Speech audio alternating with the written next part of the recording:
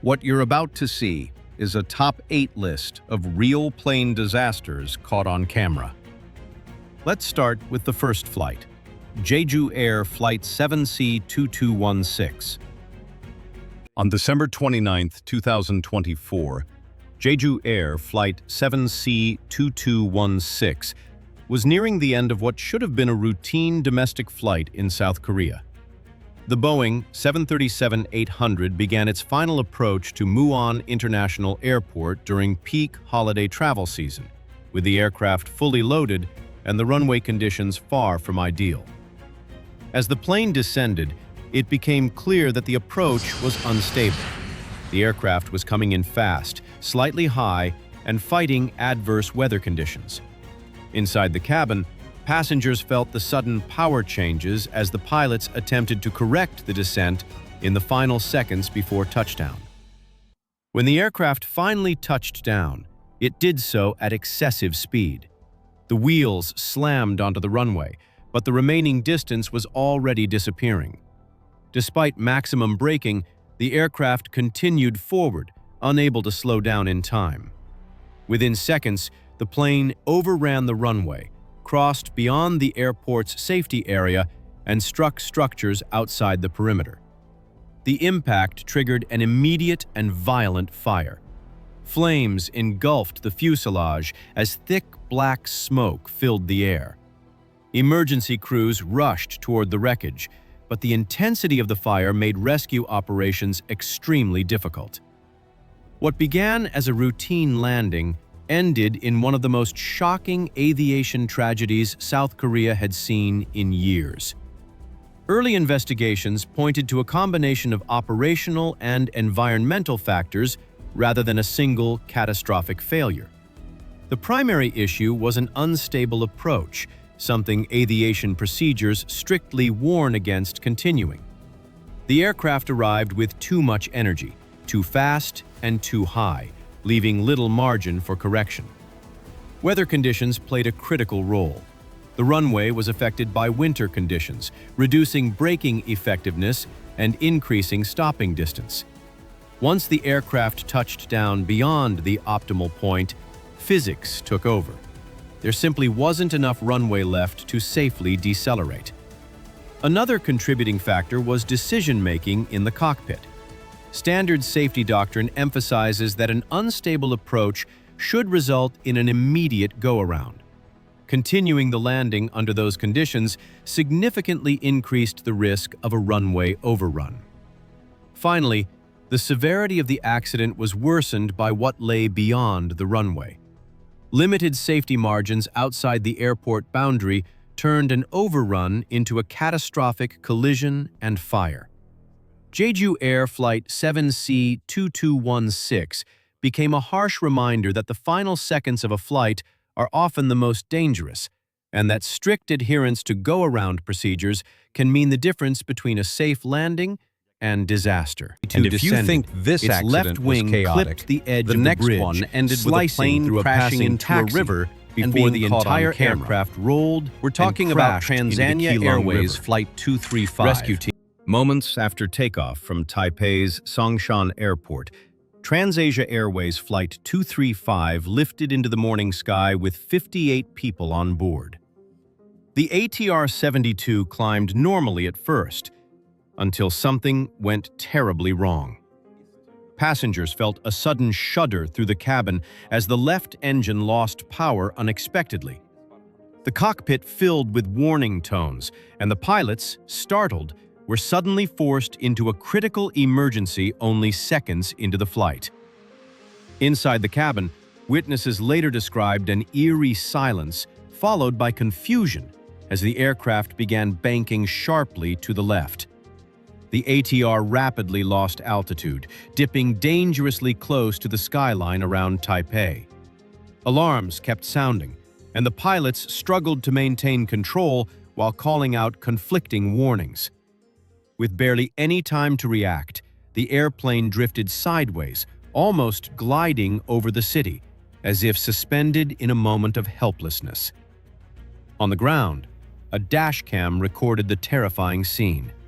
the aircraft emerging between buildings, banking steeply, its wings almost vertical. Cars crossing the bridge below had no idea what was coming. As the ATR-72 descended, its left wing clipped the edge of the bridge, slicing through a passing taxi before the entire aircraft rolled and crashed into the Keelung River. Rescue teams rushed to the scene within minutes, finding parts of the fuselage floating, passengers struggling to escape the icy water, and debris scattered across the river. Despite the horrific impact, some survivors managed to climb onto the wreckage until firefighters could pull them to safety.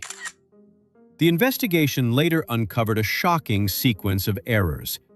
After the left engine failed, the pilots mistakenly shut down the right engine, the only engine still working.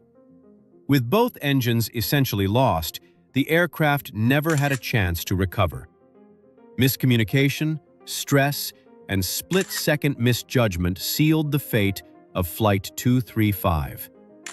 This tragedy became one of the most analyzed dashcam-recorded crashes in history, not only because of the dramatic footage, but because it highlighted how human error during high-stress emergencies can escalate a survivable situation into a catastrophic one. The curious thing about all this is that shortly afterwards, an accident of similar magnitude occurred, only this one had a more tragic outcome. We are talking about Ethiopian Airlines Flight 961. November 23, 1996. On a bright Addis Ababa morning, Ethiopian Airlines Flight 961 lifts off for what should be a routine trip to Nairobi. On board, a veteran captain with over 11,000 hours and 3 young men who will shatter every expectation of normal flight. Within minutes, a chilling ultimatum: fly to Australia or everyone dies. But the Boeing 767 carries barely enough fuel for 3.5 hours, nowhere near what the hijackers demand. As fear spirals through the cabin and an impossible standoff unfolds at 30,000 feet, a countdown begins, one that leads inevitably to the waters of the Indian Ocean. How did a routine flight become one of history's most harrowing survival stories? Addis Ababa's Bole International Airport was coming to life early that Saturday. The ground crew had already fueled the Boeing 767-260ER, registration ET-AIZ, with just enough for its first leg to Nairobi, about 3.5 hours worth. That was standard procedure for this route. No excess, no waste, just the right amount for a 2-hour hop plus reserves. The aircraft itself was a workhorse of Ethiopian Airlines, delivered new in 1987, with a reputation for reliability across Africa's challenging skies. In the cockpit, Captain Leul Abate ran through his checklists. At 42, he was one of the airline's most trusted pilots, with over 11,500 hours logged, more than 4,000 of those on the 767. His first officer, Jonas Makuria, was 34, steady under pressure, and brought more than 6,000 hours of experience. Together, they formed a practice team comfortable with both the aircraft and the route. The flight engineer, Shibeshi Melka, completed the trio up front. The cabin reflected the international mix that defined Ethiopian's network. Most passengers were Ethiopian, but the manifest included travelers from 35 countries, business people, tourists, families, embassy staff.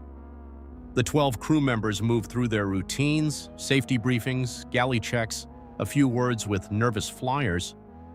Boarding was calm, with little to hint at the day ahead. As the doors closed, the 767's twin engines spooled up, pushing 175 souls and a carefully calculated fuel load skyward. Climb out was smooth, the city fading behind as blue sky opened ahead. The aircraft leveled at cruise, with the crew settling into the rhythm of routine tasks, monitoring systems, logging times, adjusting navigation. The cabin lights dimmed, coffee and tea carts began to roll. On the surface, it was a textbook start. For Captain Abate, it was another line in the logbook, at least for now. At 0829 UTC, the atmosphere inside Flight 961 changed in an instant. 3 men rose from their seats near the rear, pushing through the narrow aisle with purpose. One shouted, "Everybody should be seated! I have a bomb!" The threat, delivered in a mix of Amharic and English, sent a ripple of fear through the cabin. Passengers froze. Crew members halted their service, eyes darting to the commotion. The hijackers, all in their mid-20s and visibly agitated, made straight for the cockpit. Their weapons were improvised, a fire axe wrenched from its cabinet, a heavy extinguisher, and a liquor bottle wrapped in cloth, claimed to be an explosive. First Officer Jonas Makuria was struck and dragged from the cockpit, blood running from a cut above his eye. The flight engineer was forced back, leaving Captain Leola Bate alone at the controls. The lead hijacker, slurring slightly from drink, announced over the PA that there were 11 of them on board. In reality, there were only 3, but the bluff worked. Panic simmered beneath the surface. The hijackers' demand was clear: fly to Australia. They insisted they would blow up the plane if their instructions were not followed. Captain Abate tried to reason with them, pointing to the fuel gauges and calmly explaining the aircraft's limitations. But the hijackers, emboldened by whiskey and desperation, refused to listen. One jabbed at the in-flight magazine, quoting the Boeing 767's maximum range, misreading a promotional figure as a guarantee. The captain's explanations were brushed aside. The threat of violence hung over every exchange. The cabin, once filled with the quiet routines of a morning flight, now braced for the unknown. Crew and passengers sat rigidly in their seats, the hijackers' impossible demand hanging in the air. The clock had started on a crisis that would test every limit of the crew and the aircraft itself. Captain Abate studied the navigation display, his mind racing through options as the hijackers pressed for Australia. He knew the numbers. With less than 4 hours fuel, the Boeing 767 was nowhere near intercontinental range. Quietly, he began a calculated deviation, steering the aircraft toward the Comoros Islands, a cluster of volcanic landforms in the Indian Ocean, just within reach if every drop of fuel was stretched. The hijackers, distracted by their own bravado and the bottle they had seized, did not notice the subtle change in heading. On the radio, Nairobi Control pressed for answers. The captain's voice, calm but clipped, came through. "Unable Australia, fuel endurance limited, request nearest suitable airport." The controller replied, "You will not reach your destination with present fuel, suggest Mombasa for refueling." But the demand from behind was absolute. No stops, no compromise. Fuel gauges crept lower, digital numbers now a silent countdown. The Comoros, a thin thread of hope, appeared on the moving map, a final option before the ocean claimed the rest. Abate's plan was simple: get close enough to glide if the engines quit. The margin for error was razor-thin. Every mile flown eastward, every minute spent negotiating, brought the aircraft closer to empty tanks and a forced descent far from land. The captain's resolve hardened. There would be no miracles in the math, only the precision of a pilot who knew both his airplane and his limits. Fuel gauges on the Boeing 767 had been dropping for hours, their digital numbers now little more than a warning. In the cockpit, Captain Leola Bate watched the right engine's EICAS indication flicker, then fade. At 11:41 UTC, the right engine flamed out. Starved of fuel, its turbines spun down to silence. The sudden loss of thrust jolted the aircraft, and with it came a new set of alarms. The left engine, already running on fumes, sputtered as the captain tried to coax out every last drop. For a moment, the only sound was the rush of wind past the fuselage and the urgent chime of cockpit warnings. With both engines at risk, the 767's emergency systems responded. The ram air turbine, or RAT, deployed automatically beneath the belly, using the slipstream to spin a small propeller that powered vital hydraulics and instruments. But the RAT could only do so much. It kept the basic controls alive, but left the crew without thrust, without flaps, and with only the most essential flight data. The cabin darkened, the air grew tense. Passengers began to realize the engines had gone quiet. The aircraft was now a glider, heavy and unpowered, losing altitude with every mile. Captain Abate gripped the yoke, fighting physics and time. knowing there was no going back, only the ocean ahead, and the faint hope of reaching land before the final descent. The left engine sputtered, then died, leaving the Boeing 767 gliding in silence over turquoise water. With every second, the aircraft lost precious altitude. In the cockpit, Captain Leo Abate fought to keep the nose level, his hands tense on the yoke. The only remaining power came from a small ram air turbine spinning beneath the fuselage, just enough to keep the most basic controls alive. But there was no thrust, no flaps, and no way to slow the descent. In the main cabin, a tourist's camera captured the impossible, a wide-body jet, engine silent, descending toward the Indian Ocean. The shoreline of Grande Comore grew larger in the windows. Passengers braced as the captain aimed for shallow water near the beach where rescue might be possible. But the hijackers, still in the cockpit, grabbed at the controls, one of them yanking the yoke and kicking at the rudder pedals. The aircraft began to roll left. At 175 knots, the left wingtip struck the water first. The impact tore the engine from its pylon and ripped open the fuselage. The entire jet cartwheeled across the surface, breaking into 3 major sections in seconds. Inside, seats tore loose, water surged in, and the cabin filled with debris. Survivors would later recall a wall of noise, then darkness and cold as the sea rushed to claim the wreckage. For those still conscious, the struggle to escape was just beginning. Salt water poured in through the torn fuselage, turning the cabin into a maze of debris and rising water. Those who survived the initial impact found themselves fighting for breath, disoriented in the darkness. Panic set in as passengers struggled with seatbelts and tried to reach the nearest exit. Some, remembering the safety briefing, waited to inflate their life jackets until they escaped. Others, overwhelmed by fear, pulled the cords too soon. The inflated vests pinned them against the ceiling, trapping them as the water rose, a mistake that claimed dozens of lives in minutes.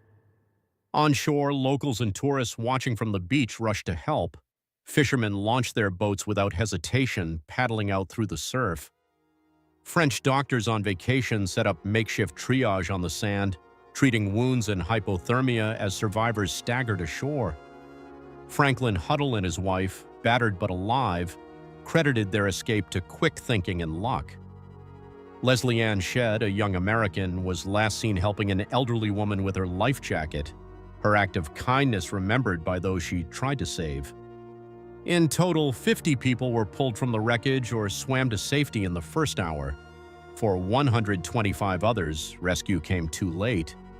The toll was heavy, but among the survivors, stories of courage and selflessness would echo long after the waves had settled. On November 23, 1996, Ethiopian Airlines Flight 961 ended in the Indian Ocean with 125 lives lost and 50 survivors. Official records confirm the crew's repeated warnings that the Boeing 767 could not reach Australia, a fact ignored by the 3 hijackers. The cockpit voice recorder captured Captain Leo Abate's attempts to reason with them and his final efforts to ditch near the Comoros Islands.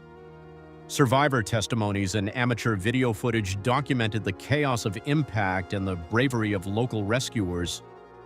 To this day, key questions remain, such as the hijackers' precise motives and the full details of their planning. The crash led to renewed safety protocols, including clearer crew training on hijacking scenarios and passenger education about life jackets.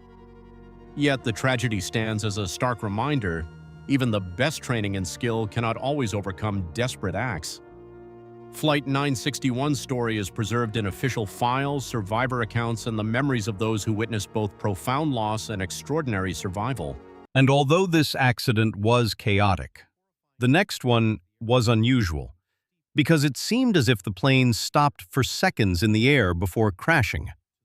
We are talking about National Airlines Flight 102. The morning at Bagram Airfield in Afghanistan was calm, quiet, and routine, until the enormous Boeing 747-400 cargo jet of National Airlines Flight 102 began its takeoff roll.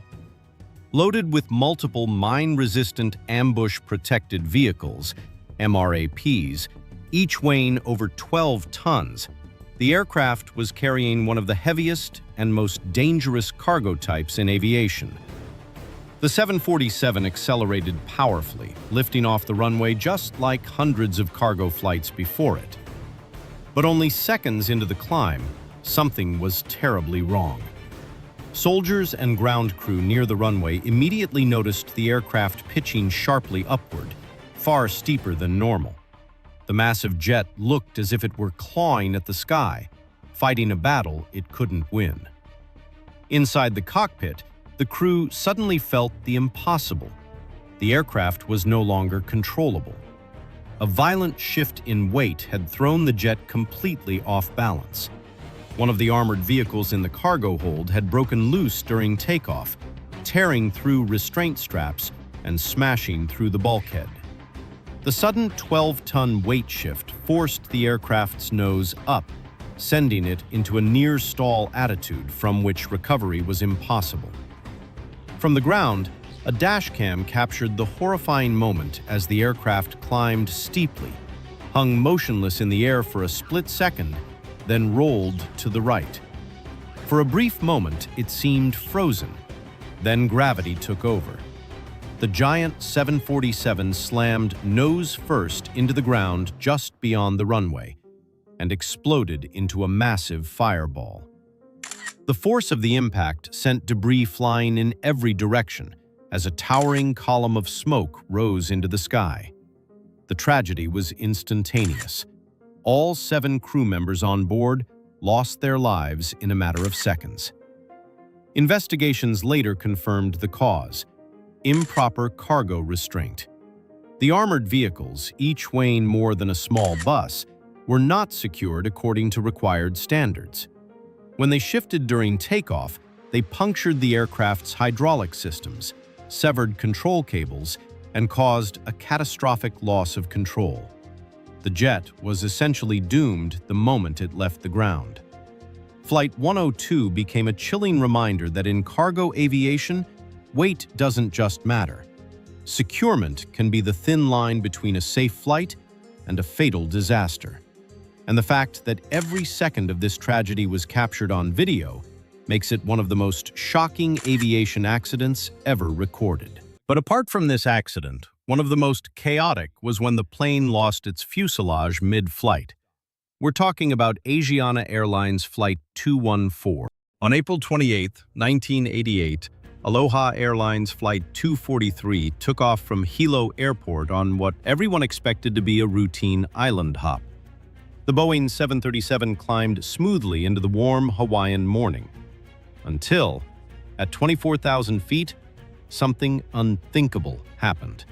With a deafening explosion, the entire upper section of the fuselage, from just behind the cockpit all the way to the wings, suddenly tore away. The force of the decompression ripped open the airplane like a giant zipper. Passengers found themselves staring directly at the sky, wind blasting through the cabin at hurricane speeds. Miraculously, the pilots were still alive, barely able to hear, barely able to breathe, and fighting to keep the aircraft stable as it shook violently. The plane had essentially become a convertible at cruising altitude, yet they continued descending, determined to save the lives on board. Despite the torn structure and chaotic airflow, the crew managed to line up with Kahului Airport. The landing gear hit hard, but the aircraft stayed intact. Against all odds, Flight 243 slammed onto the runway and skidded to a stop. Out of 95 people, 94 survived. What happened in the sky was nearly impossible, yet they made it down. Investigators quickly discovered the shocking truth. The aircraft's skin had been weakening for years due to a combination of heavy use, salt-rich island air, and poor inspection practices. The metal panels that formed the fuselage had tiny cracks, so small they were almost invisible. But on a plane that flew short routes multiple times a day, the constant cycles of pressurizing and depressurizing made those cracks grow. This process, known as metal fatigue, slowly eroded the integrity of the fuselage. Eventually, three critical factors aligned: high flight cycles, corrosion from the island environment, a missed detection of the growing cracks. Together, they caused the upper section of the aircraft to fail explosively. Flight 243 instantly became one of the most important safety cases in aviation history, leading to stricter inspection rules worldwide. Aloha Airlines Flight 243 remains a reminder of how even a small crack can become a massive threat, and how pilot skill can turn a near-certain tragedy into a miracle landing. But apart from this accident, there is another, more chaotic and curious one that has happened. When a plane, after colliding with a flock of birds, ended up falling into a river. This is the story of U.S. Airways Flight 1549. On January 15, 2009, U.S. Airways Flight 1549 took off from New York's LaGuardia Airport on a cold winter afternoon. The Airbus A320 was bound for Charlotte, carrying 155 people on board. Just minutes after departure, as the aircraft climbed through 3,000 feet over the city, everything changed. Suddenly, a loud series of thuds shook the plane. The cockpit filled with warning alerts as both engines lost power almost simultaneously. The aircraft had flown directly into a flock of Canada geese, and within seconds, the engines began to fail. Inside the cabin, passengers felt the sudden silence as thrust disappeared. Captain Chesley "Sully" Sullenberger and First Officer Jeffrey Skiles quickly realized the severity of the situation. They had no engine power, very limited altitude, and New York City directly below them. Returning to LaGuardia wasn't possible. Neither was diverting to a nearby airport. There was simply not enough time or height. As the aircraft glided silently over Manhattan, Sully made a decision that would soon be known around the world. He calmly told air traffic control, "We're going to be in the Hudson." The Airbus descended toward the icy river, threading between bridges and buildings. At 3:31 p.m., Flight 1549 touched down on the Hudson River in a controlled ditching. The impact was hard, but the aircraft stayed largely intact. Water rushed in, and passengers climbed onto the wings as ferries and rescue boats converged on the scene. Against all odds, every single person on board survived. The investigation revealed that the accident was caused by a dual engine failure following a bird strike, something considered extremely rare. While aircraft are designed to withstand bird impacts, certification standards at the time did not fully account for large birds entering both engines at low altitude. When the flock of geese struck the engines, they caused immediate and severe damage, leading to total loss of thrust. With no engine power, the aircraft became a glider. At such a low altitude, the crew had less than 3 minutes to assess the situation and act. What made the difference was training, experience, and decision-making. Sully's background as a former fighter pilot and safety expert allowed him to quickly recognize that returning to an airport was impossible. Simulations later showed that attempting to turn back would have resulted in a crash into the city. The successful ditching also highlighted the importance of crew coordination and clear communication. Cabin crew executed evacuation procedures perfectly, and nearby ferries responded within minutes, preventing hypothermia and further injuries. Flight 1549 changed aviation safety in lasting ways. Bird strike testing standards were updated. Pilot training emphasized real-world decision-making over theoretical models, and the event became a powerful example of how human judgment can save lives when systems fail. U.S. Airways Flight 1549 wasn't just an accident. It was a lesson in calm under pressure, proving that sometimes the right decision must be made in seconds, with no margin for error. We move on to the next accident that occurred in the United States, when minutes later the plane lost its tail. We are talking about American Airlines Flight 587. It was 9 a.m. in New York when a thunderous blast shattered the calm of Bell Harbor, Queens. A fireball fell from the sky. Homes in flames, shattered windows, people screaming, running, confused, terrified. A passenger plane had just crashed, right in the middle of a neighborhood. Just 2 months had passed since the 9/11 attacks. The entire city feared the worst. Was it another terrorist strike? A bomb on board? A pilot error? A catastrophic failure? As alarms blared across the state, emergency protocols were activated. But as investigators reached the wreckage, they discovered something no one could understand. The aircraft hadn't exploded in midair, it had lost its tail. This is the story of American Airlines Flight 587, the disaster that shook the world, just as it was beginning to heal. It was Monday, November 12, 2001. American Airlines Flight 587 was preparing to depart from New York's JFK Airport en route to Santo Domingo, Dominican Republic. On board, 251 passengers and 9 crew members. Many were Dominican families returning home. Others, simply loved ones on their way back. At the controls, Captain Edward States with over 8,000 hours of experience. By his side, First Officer Sten Moline. The aircraft, an Airbus A300 in service for over 13 years. A routine flight, a calm day. Nothing seemed out of the ordinary. At 9:11 a.m., the plane began its takeoff roll on runway 31L. What no one knew was that the next few minutes would change history. At 9:11 a.m., Flight 587 begins its takeoff. Just minutes earlier, a Japan Airlines Boeing 747 had departed from the same runway, leaving behind a powerful, invisible trail of turbulent air. The American Airlines Airbus A300 climbs steadily. Then, it begins to shake. Inside the cockpit, First Officer Sten Moline feels the jolt.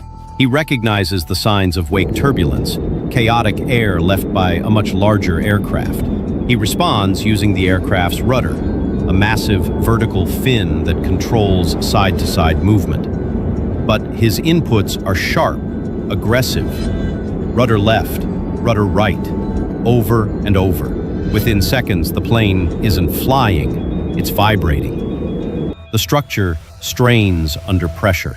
Then, a deafening crack. The vertical stabilizer, the plane's tail, breaks off completely. With no tail, the aircraft becomes uncontrollable. It spirals downward, twisting and breaking apart mid-air. It all happens in just 103 seconds after takeoff. Flight 587 is lost. What you will hear below is the actual black box recording. Discretion is advised. You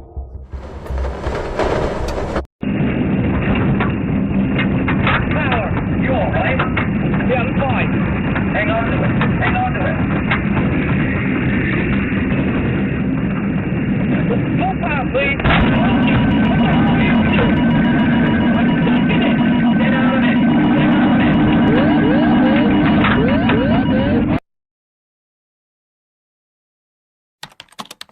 The plane crashed into Bell Harbor, a quiet neighborhood in Queens. Homes were obliterated, walls collapsed, cars on fire, people trapped under rubble. Thick black smoke covered the streets, roofs littered with twisted metal. The smell of jet fuel and burning debris filled the air. Neighbors screamed. Bodies had landed in their backyards. No one understood what had happened. Many feared this was another attack. Just 2 months after 9/11, the trauma was still raw. Could another plane really have fallen on New York? News outlets went live. The nation held its breath again. But this time, the threat hadn't come from the outside. The question was immediate. Why did the plane break apart midair? Wreckage revealed something chilling. The aircraft's tail, the vertical stabilizer, had completely separated from the fuselage, and it wasn't a bomb. It wasn't a random structural failure.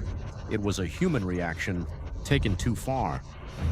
The flight data recorder showed that after encountering the 747's wake turbulence, First Officer Sten Molen made multiple aggressive rudder inputs, side to side, fast, forceful. Why? He'd been trained to counter turbulence quickly, but what he didn't know was that in the Airbus A300, those rudder movements could generate massive aerodynamic loads when repeated intensely. He was trying to stabilize the aircraft, but in doing so, he sealed its fate. The tail simply couldn't withstand the stress. Airbus, the NTSB, and the FAA spent months running simulations and analyzing training protocols. Their conclusion was devastating. The rudder system allowed extreme inputs, and pilots were never warned how dangerous that could be. It wasn't just a pilot error, it was a system error, a knowledge gap that cost 265 lives. 265 lives were lost that day. Fathers, mothers, children, grandparents, entire families, torn from the sky in just 2 minutes. The Dominican community in New York and Santo Domingo was left heartbroken, and the pain still lingers. In the aftermath, manuals were rewritten, simulators updated, systems revised, but for the loved ones left behind, none of it will ever be enough. Because Flight 587 reminds us of one devastating truth. In aviation, as in life, even the smallest mistakes can lead to unimaginable loss. And when the sky takes someone away, all that remains is silence and memory. And finally, we'll talk about one of the recent accidents. We're talking about Medjets Flight 056. On December 2, 2019, Medjets Flight 056 prepared for departure from Owatonna-Degner Regional Airport in Minnesota. The aircraft, a Bombardier Challenger 601, was operating a medical charter flight bound for Minneapolis. On board were 2 pilots and 2 medical crew members. Shortly after takeoff, witnesses on the ground noticed something was wrong. The jet climbed steeply, far more aggressively than normal, reaching an unusually high nose-up attitude. Within seconds, the aircraft appeared unstable, rocking as it struggled to maintain lift. The climb abruptly stopped. The jet rolled to the left, lost airspeed, and entered an uncontrolled descent. Moments later, it crashed into a field near the airport, erupting into flames on impact. There was no distress call. All 4 people on board were killed instantly. The crash happened less than a minute after liftoff, shocking the local community and raising urgent questions about what could cause a modern business jet to lose control so suddenly during a routine departure. The investigation determined that the crash was caused by loss of control during takeoff, primarily due to improper aircraft configuration and handling. Evidence showed that the aircraft's stabilizer trim was set near the extreme nose-up position before takeoff. As the jet rotated, this excessive trim caused it to pitch up aggressively, placing the aircraft close to an aerodynamic stall almost immediately. With airspeed rapidly decreasing, the pilots had very little time to correct the situation. Investigators also noted challenging wind conditions, including gusts and possible wind shear, which further reduced lift during the critical climb phase. In addition, cockpit workload was high, and the crew may not have recognized the severity of the pitch attitude quickly enough to recover.